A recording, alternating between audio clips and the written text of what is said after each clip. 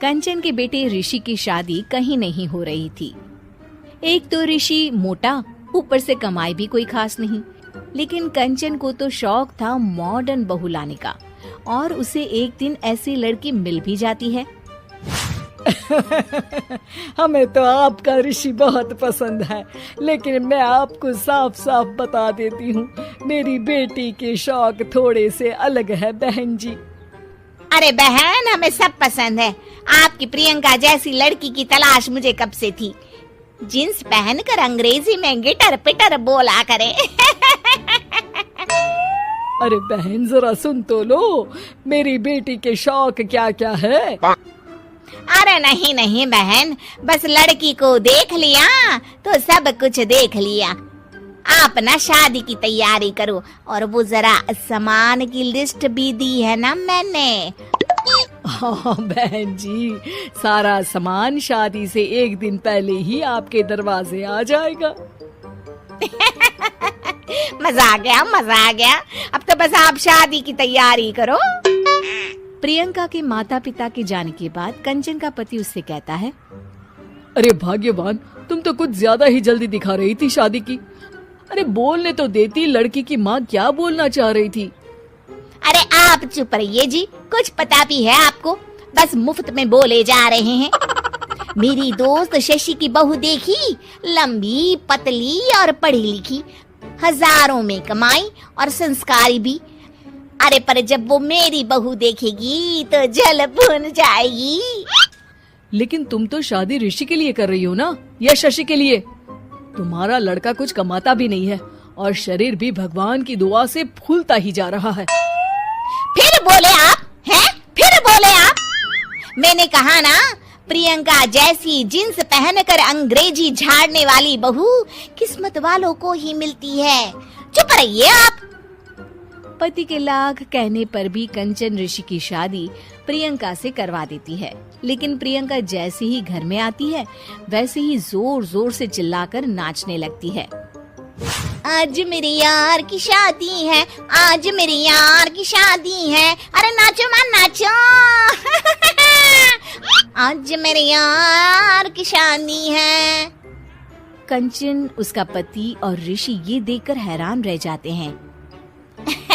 लग रहा है बहू को शादी की बड़ी खुशी है। हाँ हाँ, बहू क्यों नहीं, हम भी नाचेंगे। अरे नाचो नाचो जी, मुंह क्या देख रहे हो, चलो चलो नाचो, बहू कह रही है।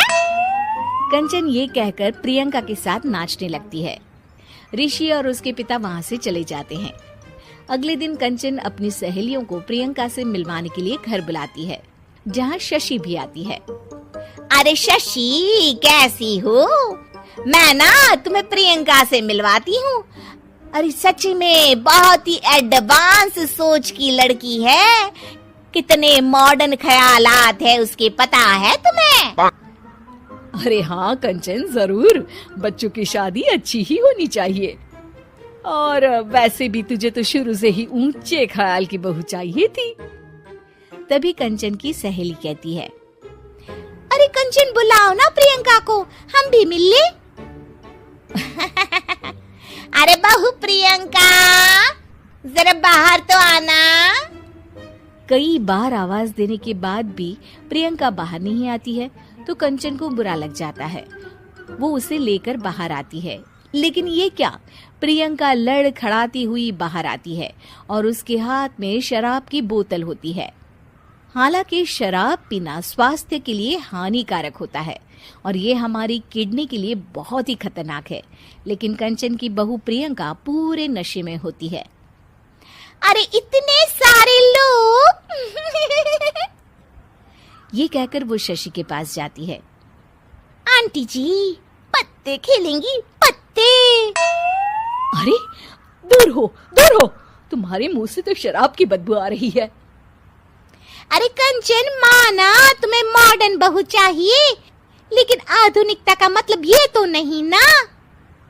बुरा ना मानना कंचन, तुम्हें पता था कि तुम्हारे बेटे की कमाई और शरीर दोनों ही ठीक नहीं है, तो तुम्हें उसी हिसाब की लड़की से शादी करवानी चाहिए थी। ऐसा कहकर सभी औरतें वहां से चली जाती है। तभी प्रियंका की माँ कंचन के घर आती है।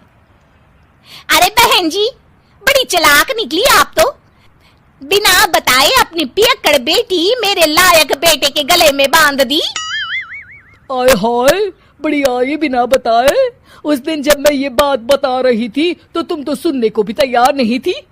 अब भुगतो तुम। ये कहकर वो वहां से वापस चली जाती है।